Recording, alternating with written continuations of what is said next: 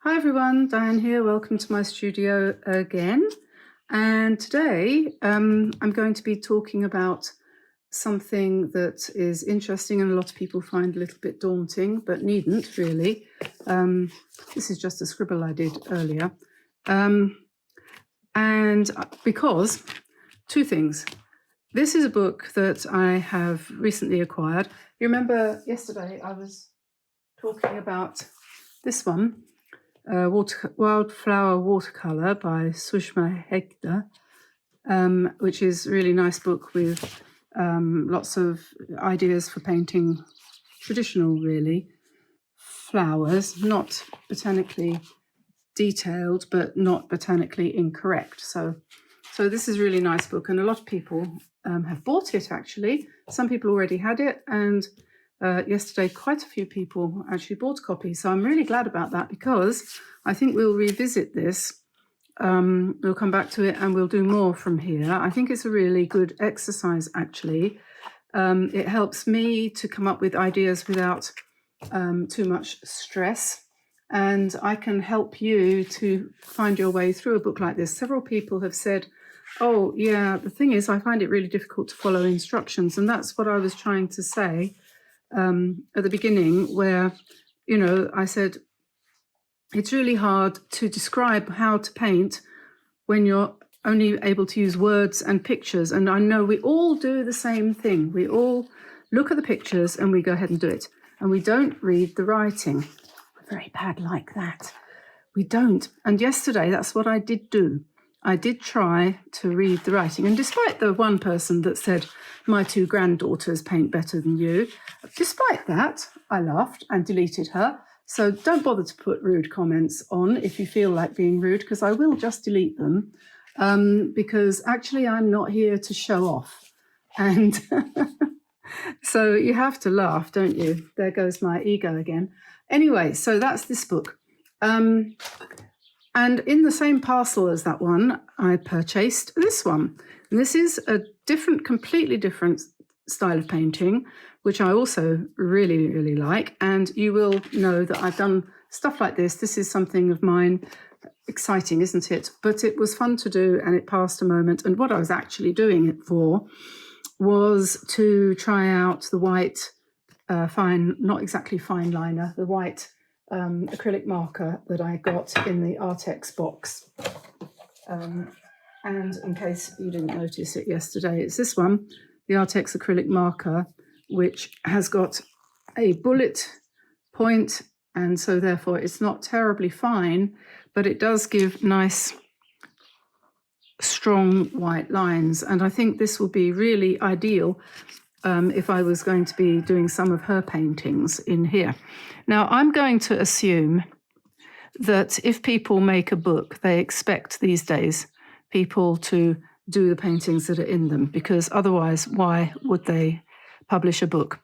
So I'm going to take it as, I'm not going to sell anything that I do from here, and I'm not going to suggest that you do either. This is a learning exercise, and we're using this book and the Wildflower Watercolor book as aids to our development as artists. And hopefully Sushma, and in this case Kate, will be 100% behind us on that one. Kate is an English girl. She's, I don't know if she's got a YouTube channel. I don't know at all. But this is a very good book. And I honestly, even if you're not interested, can't take that word away. Even if you're not interested in abstract, you don't need to say, oh, no, that book won't be for me. Because although her painting is what you could call abstract, you could also not call it abstract, because it's kind of semi-abstract, some of it. A lot of it is recognizable. A lot of it is like villages like this, or scallops, or various different things that are perfectly recognizable. And today, in fact, we're going to have a go at doing some of her florals, because I think that would be really interesting, in contrast to what we did yesterday, which was a traditional floral with Sushma. Remember, we did these wild roses. And today I'm going to have a go at doing something like this, with Kate, which is stylized flowers, and I think this will be fun. So anyway, to just quickly flick through the book, this is a painting by Kandinsky, who was one of the first modern artists, one of my favorite artists from way back. He was German, or Russian actually. Anyway, she goes back to the very basics, the beginnings of art school, talks about the key elements that you build every picture on, and how to consider line, shape, form, color, value, and texture as the basics of any painting. And then she talks about how she incorporates those elements into her paintings, which are very satisfying, actually. I like her work a lot. And this kind of thing we can all do, you know. We can all do this kind of thing. And she's very generous because she goes on after she talks briefly about materials here. And what she says is all correct and right.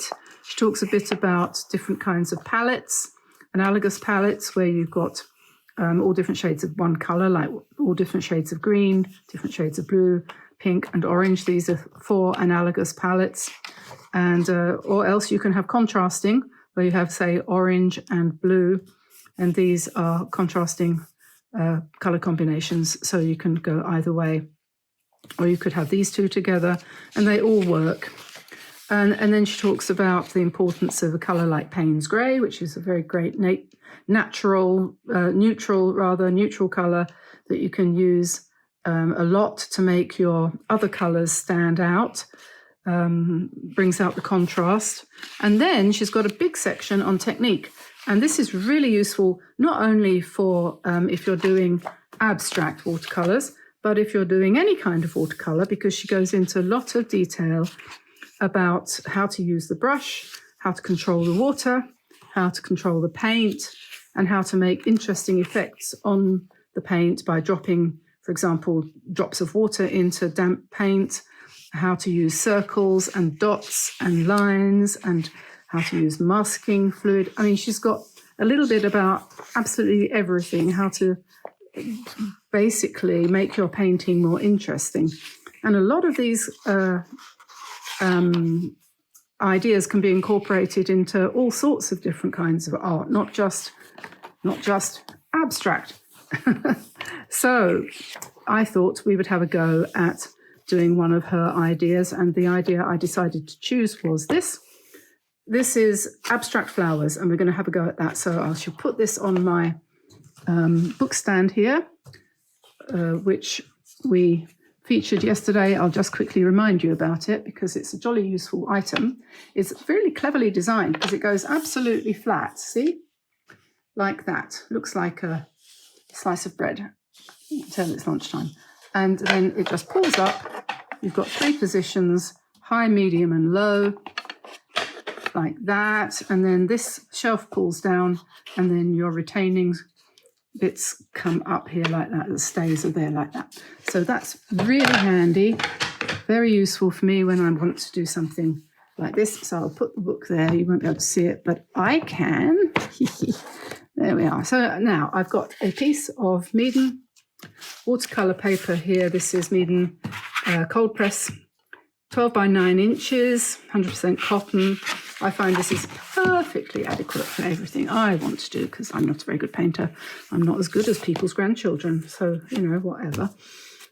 Then we're going to, oh, I'm just going to turn the light out. I've just realised it's flickering.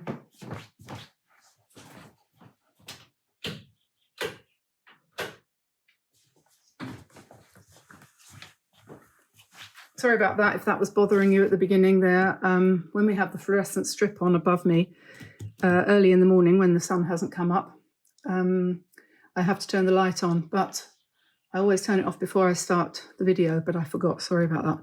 Okay, so I'm going to use an analogous palette here. So we're going to use some pinks and reds, something from this section. I'm using the Kuretake set here, the 48 set.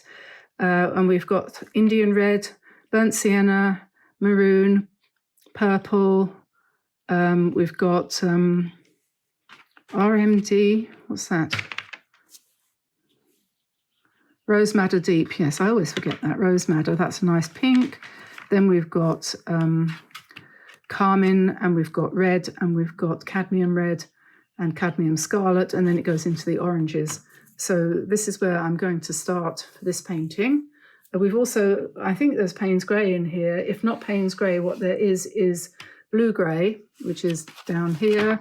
So if you've got this palette, this set, I mean, the Kuretake set, you won't have Payne's Grey, but you've got blue grey, which I think will do fine for the Payne's Grey that she uses. If you've got Payne's Grey as a separate one, you can use that instead if you want. So what she does is she's going to start with, I don't know, any kind of brush really, whatever you feel happiest with. I've been practicing with my filbert here, but a round brush is perfectly fine. It doesn't make any difference. And then we will need things like pens, fine liners, acrylic paint pens like this one later on. But to start with, we're going to just, first of all, paint some circles. Now, she suggests that if you're not too confident about it, you might want to do some circles freehand or preparatory circles. So you could take some round things like, for example, the inside of a roll of masking tape, and you could do yourself a nice circle like that. And you could take yourself an empty jar like this, and you could paint around, draw around that. And then you might want to find something else a bit smaller. I'm just doing this completely at random. I'm not thinking about it at all. I really am not. And I'm going to do 2 of those. Might even do 3. Do you like my shaving brush? Whoops. Doesn't matter if it's not very straight lines. I think I might do the 3rd one a little bit bigger. I've got loads of things on my desk. So, yeah, that's a little bit bigger. I can always find something round to go round. Yeah, we might want to make that a little bit bigger out there like that.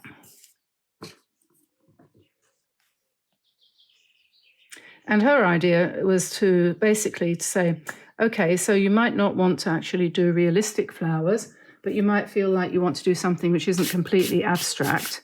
So what you could do is you could do some abstract floral motif kind of things. And that's what we're going to do. Now I need another circle that's not quite as big.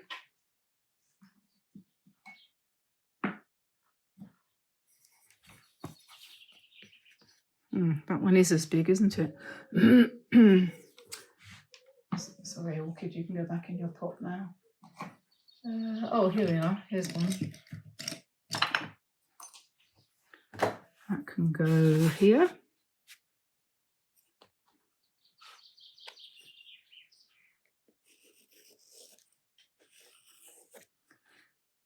And so we need another one here. Maybe I'll do the same size. It's just a guide. And then, oh, there's this. I could go on that, couldn't I? So there we are. Okay, hopefully you can see that. So then we are going to go to our paints, and we'll start off, according to her instructions, she says, start by masking your page. So I've put masking tape around the outside edge, masking tape rather, and then depending on the look you want, she says, begin with any number of circles. I've gone for 6 circular shapes in various sizes. Load your brush with plenty of watery paint. If it's too thick, you won't get the lovely effects of the water plumes. Take your brush and gently start to paint the edge of the circles first, then fill in from the edge. So let's begin. Let's start with some light brown. This is burnt sienna. So I'm going to paint around the outside edge like that. I'll try and keep off of the pencil so that I can rub it out. And then I'm going to drop in a bit more so that we might get some back runs and things. So something like that. Put a bit more here. So what you want to do is, you don't want it, well, I don't want it anyway, to be too regular. So we'll do that. And we could, well, we'll go on to the next one, first of all. We can come back to do the next step. What does she say next?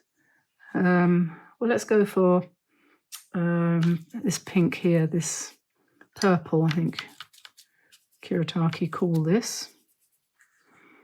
And we put that here.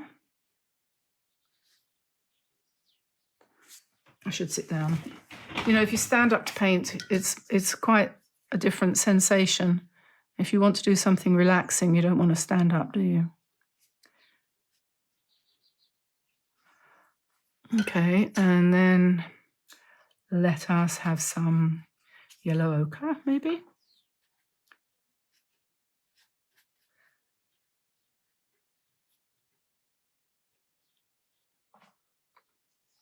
And if you stick to a sort of analogous palette here, you can't really go very far wrong. This is maroon.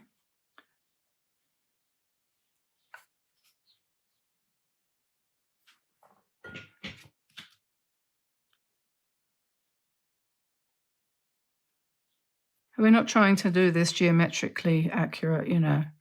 We're just filling it in. What about the Indian red?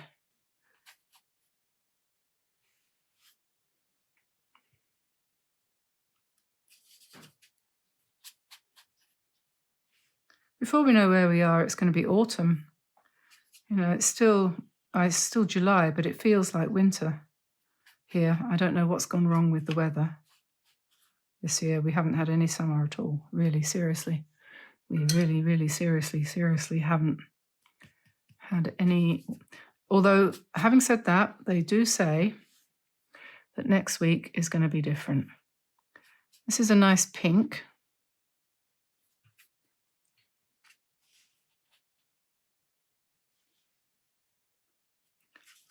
And just fill it all in.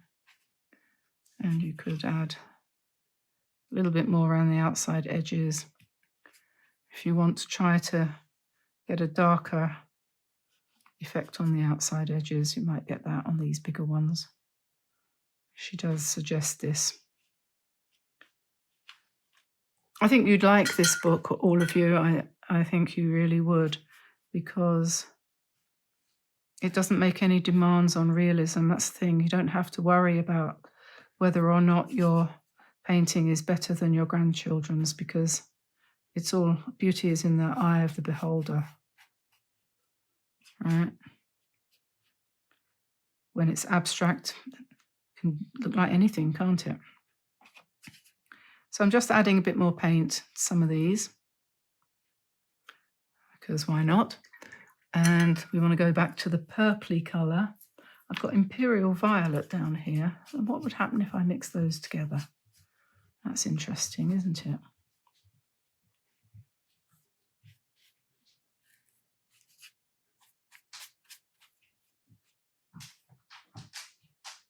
So that was Imperial Violet and Burnt Sienna, which gives me a nice soft grey like that. So then she says,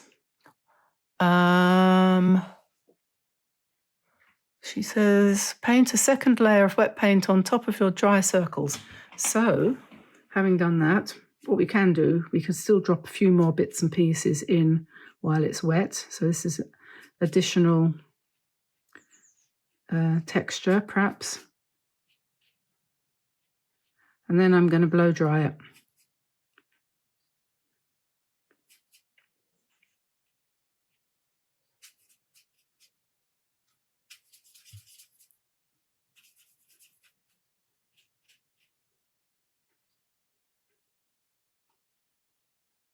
Yeah, so having done that, I'm going to grab the hairdryer and we'll give it a quick whiz with the vroom. So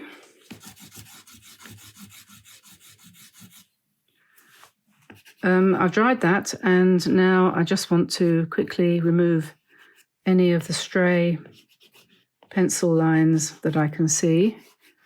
It's not important, but you can get rid of some of them. The ones that are underneath the paint won't obviously rub off, but they won't notice by the time you're finished with this masterpiece anyway. Having said that, sometimes they do. It seems to depend a little bit on the paint that you've used. Some paint really holds on to those pencil marks, and others, like that comes out. I don't know quite what the deal is there. I have noticed that sometimes you just simply cannot get the pencil off, so you have to live with it. Okay, so there we are, that's a bit tidier.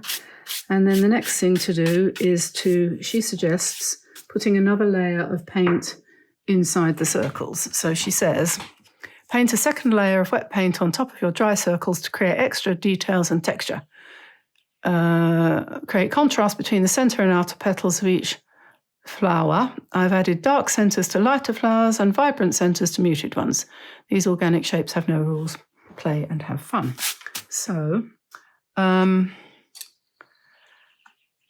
we can do something like that. Let's take the purple, slightly darker purple color that we have, and we could just put another circle in the middle there. And then we could go for some brownish red, and we could do the same here. Maybe we might put another circle round like that. And then you could do paint drops.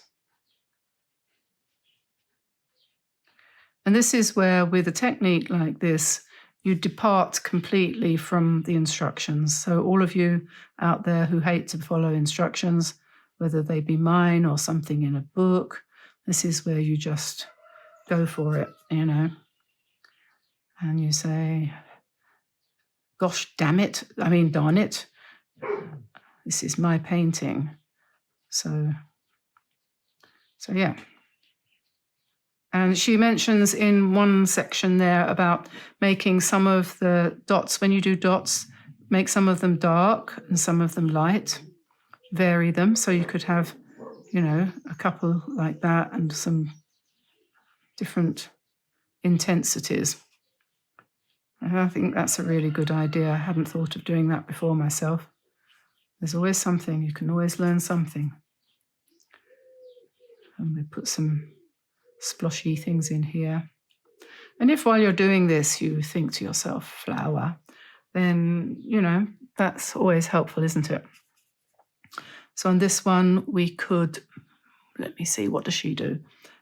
Let's have another line. You've got some nice glazing going on there. You see how that, where that goes over two layers here, so it's darker, and this is lighter because it's only over one layer. Isn't that interesting? That's glazing in action. And then we can go to a darker shade of burnt sienna, perhaps. Perhaps not quite that stunning. And we could actually, let's do it on this one. Let's do a glaze on this one, and let's make it kind of a little bit irregular, like that. And then we could put a bit of purple in on one side, like that, for example. And then we've got this one down here. What I'm going to do here, I'm going to just literally use water and let the colour blub, blub, blub, blub, blub. Like that. You see, that's quite good, isn't it? And then this one, do the same because I like that. And we'll go with the dark red. And we just do something like that.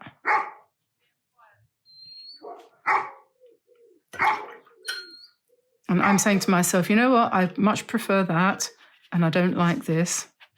So I'm going to destroy that. And the paper is good enough to be able to withstand it, so you can change your mind, right? So I've changed mine, and I'm going to do that and leave that and see what happens with that. And then we'll put another layer on this one. And then I'm going to drop some colour into that. And then this one is going to be wetted. And this one, and that's going to be wetted too. And we've got... You notice I've stuck with basically 3 colours. The brown, the pink, and the purple. So we're going to put that. And this is the purple coming in to these 2. Because it will look different on different backgrounds. We'll put a bit more purple in this one around the outside edges.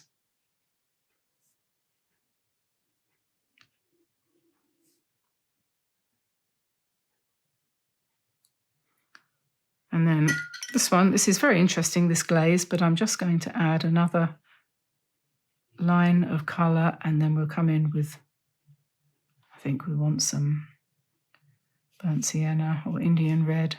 Do we? No. Or maybe we do. Why not? Let's do that. Sometimes it's the ones you think you aren't going to like that you do.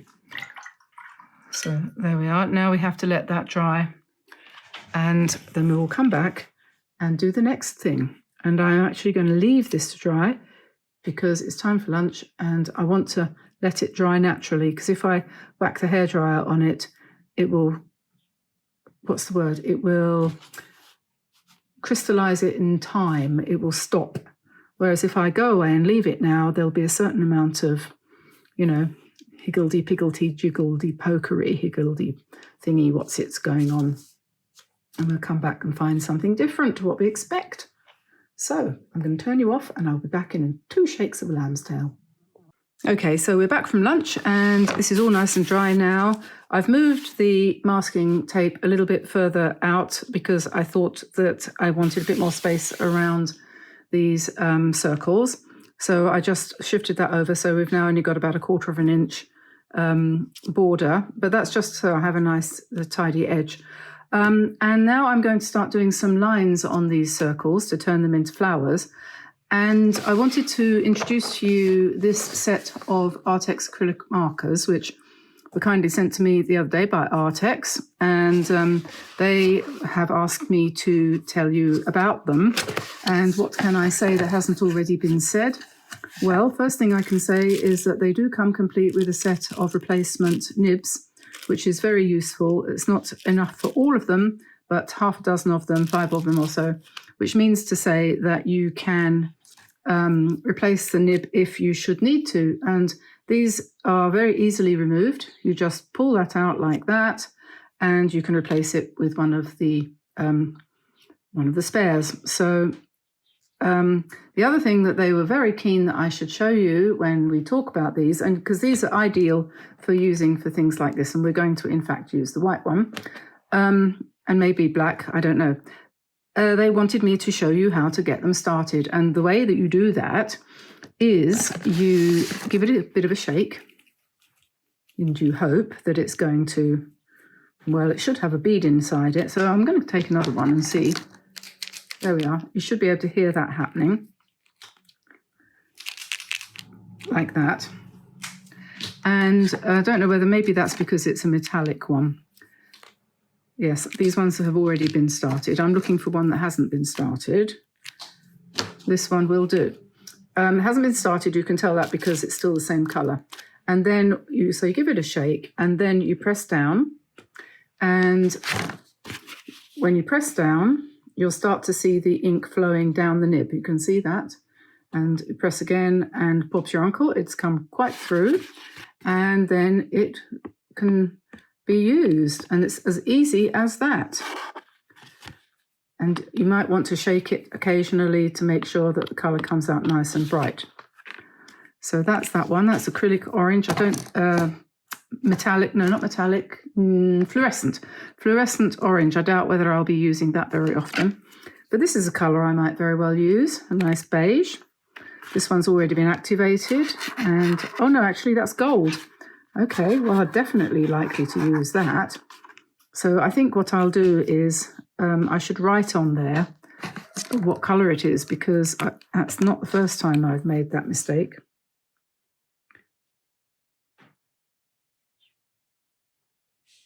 Gold. Because these also do work on plastic and stone and ceramic and metal and glass and anything.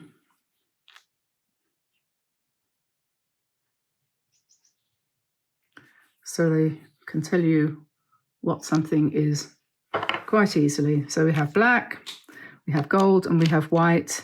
And those are the colours that we tend to use, aren't they, for this kind of thing.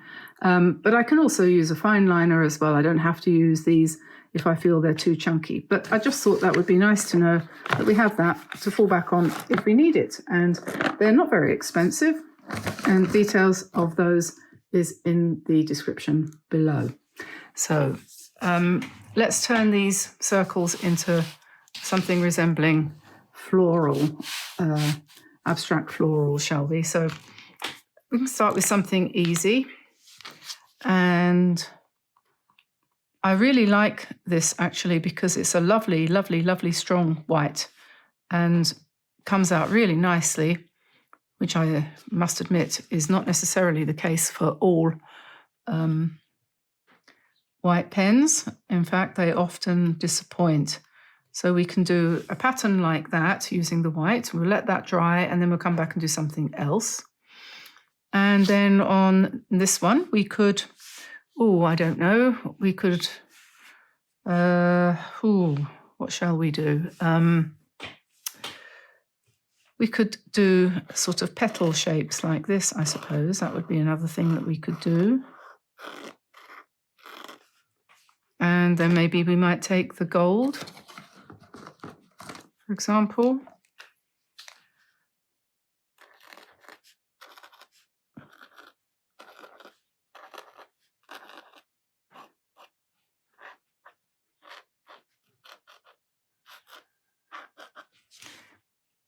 It's all up to you what you do. We have also got our fine liners. We've got grey and I've got black. And you could do some lines coming out like this, for example.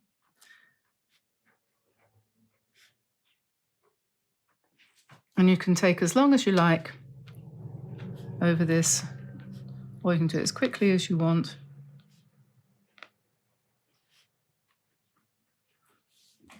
And we could do a spiral.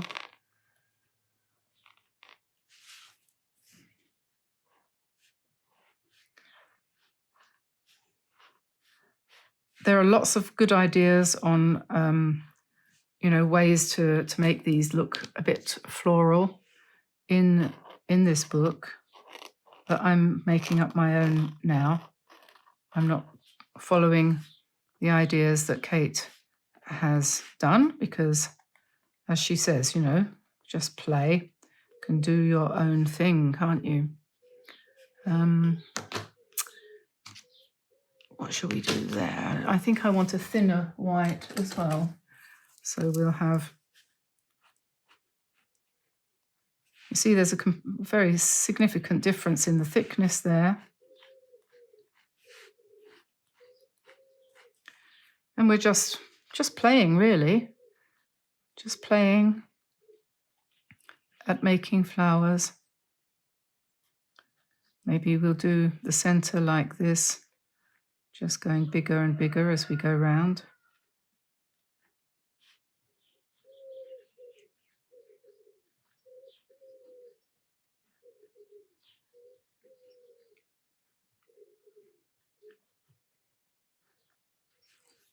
Something like that, and then we could have little dots on the outside edge.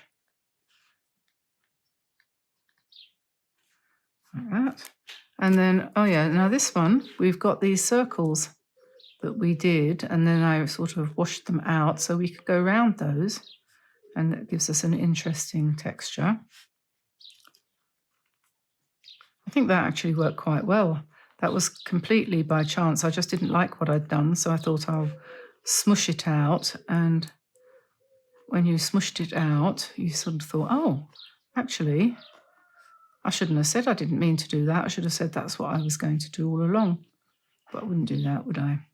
So there we are. So we've got nice outlined circles around there. And then in the middle, we could do, let's get this nice fat one again. Keep things balanced. And we could put some black dots in the middle, let's say with this one.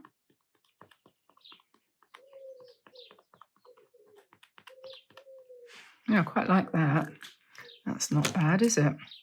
And let me see, what else could we do?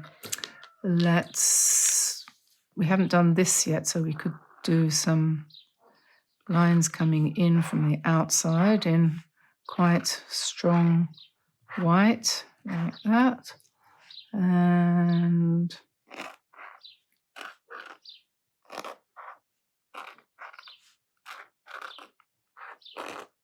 somebody said they didn't like the sound of the pen moving on the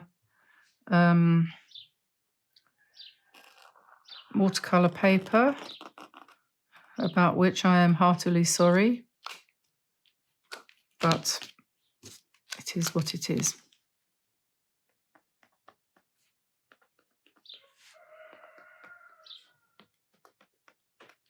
There we are.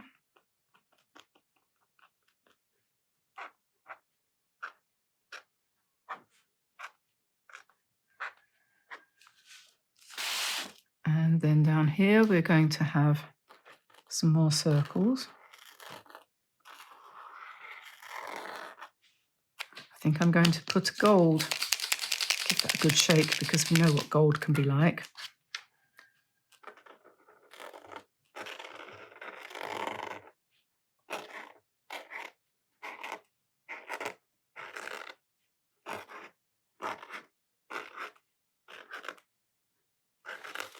There we are. And we might want to go around the outside edge, like that perhaps. And then he probably needs a few dots on the outside too. Something like that, maybe. And the last one, she has quite a nice idea here, which I might try to emulate. She's got circles in the middle, kind of making a circle like that. And then she did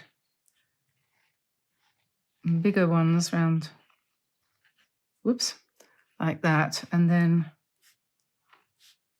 like that, something like that.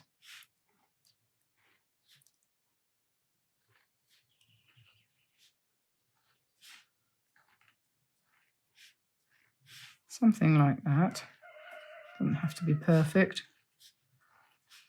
Doesn't have to be regular. There we are. And then we could do a little bit of gold around the outside edge again, maybe. And perhaps some occasional dots in the middle. Like that, and maybe a few around the outside. Whatever you fancy. I think this one needs a bit more white on it to bring it out. I'm not sure about that gold. It's not very bright. Maybe it's not gold. Maybe it's beige. Perhaps it's just pretending to be gold. Anyway, it's gone now, it's white. So there we are, that's that. And then you can either leave it like that, as she says. You could leave it like that, she says, or you could mix up some nice Payne's grey. If I can find a paintbrush, I'll be able to do the next thing. What did I do with it? Oh, here it is. Right, so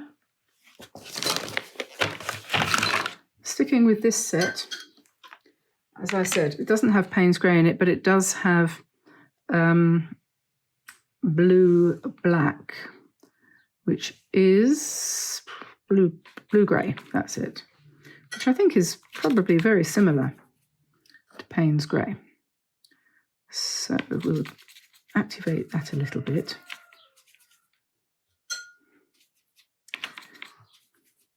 And then what we're going to do is we're going to put some leaves around these flowers. So might want to just try the colour first on a piece of paper to make sure it's not too dark. That might be a bit dark, so add a little bit more water. And I'm just going to test the brush to see whether I can get a fine enough point. I think I might use a slightly smaller brush so that I've got a better point. Let's try this one.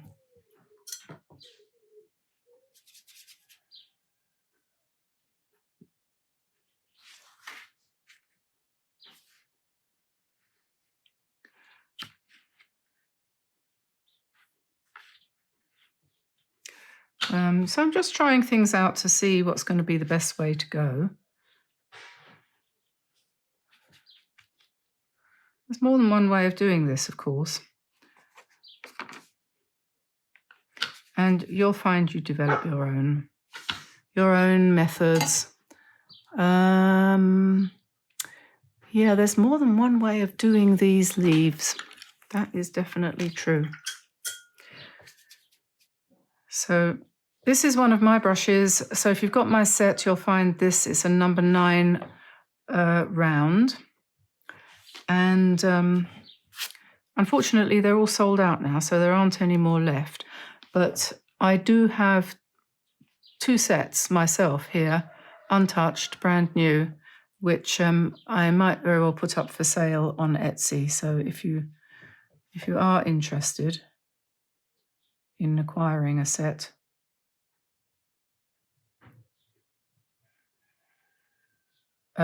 watch out for that. I haven't done it yet, and I'd only just thought of it actually. So I'm using this brush to just do some nice delicate leaves with some stems, and I'm just going to let them grow. And I think Kate does them a little bit differently from this. Hers are a bit more rounded, but you can't necessarily always do it the way somebody else does. So that's what I want. That's why I'm doing this, to show you that, you know, you can follow what I do, but yours will always turn out to be yours. And that's good. And you don't want to ever say to yourself, mine isn't as good as hers. Please don't ever say that, because it is, for sure.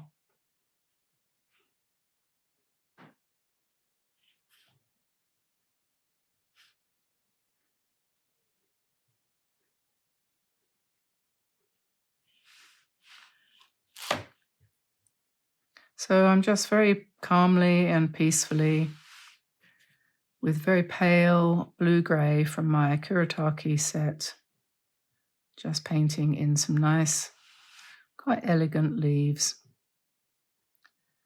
And if I do go up to the edge, it doesn't matter because I've got my masking tape on there, so I'll be able to just keep my nice, tidy edge.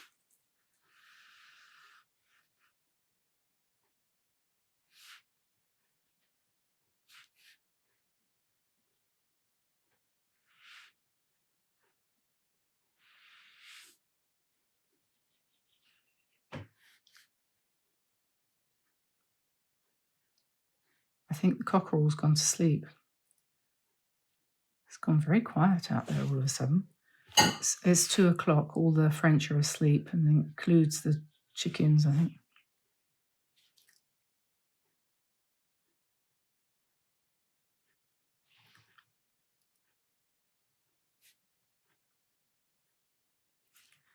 Okay, this is quite a meditative process. This is one of those paintings where you don't need really to look at what you're doing, and when you finish and you feel you've filled up all the space, you're going to look at it then and say, oh, that's what I was doing. And that's quite nice because it's a sort of surprise.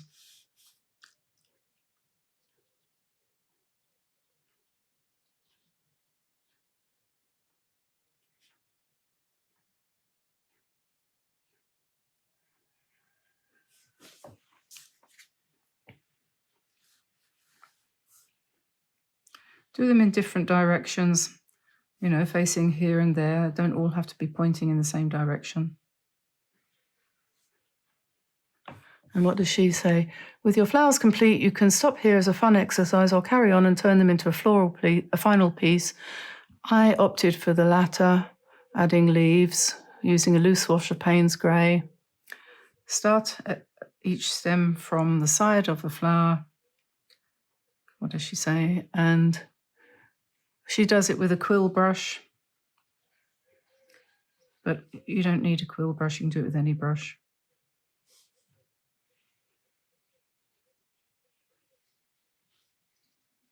And then when she's painted enough leaves, add some loose circles.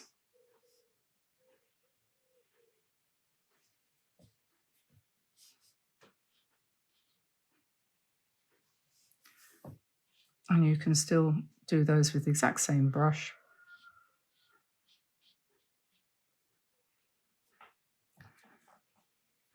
So we'll go back up the top and we'll do some. You can either do open circles or you could do filled in circles if you wanted to. But I think she's done open circles like this.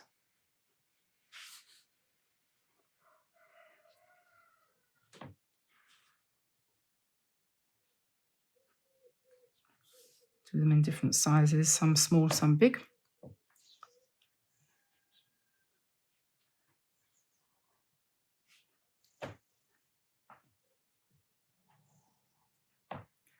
And when you've done this, if you wanted to, of course, you could put veins on the leaves. You could easily come in with your brush again and just add another layer. Wait for it to dry, it's probably best, which I haven't done there, but these ones probably are dry because they were the first ones down.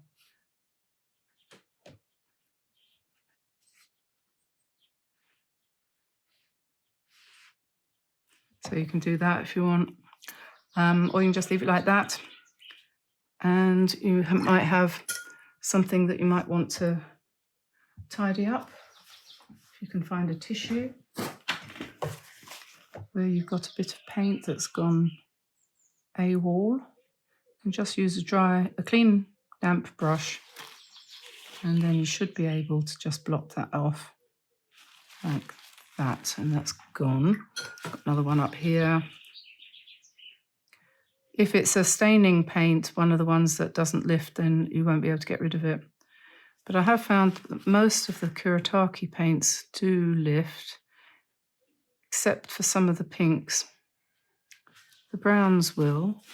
The other thing you can do is you can try and cover it up with a bit of white acrylic marker, but it'll always show a little bit, so you're not going to be able to get rid of it completely. That, I don't know why that happened. That just must have been a drop of water on there. It's almost gone.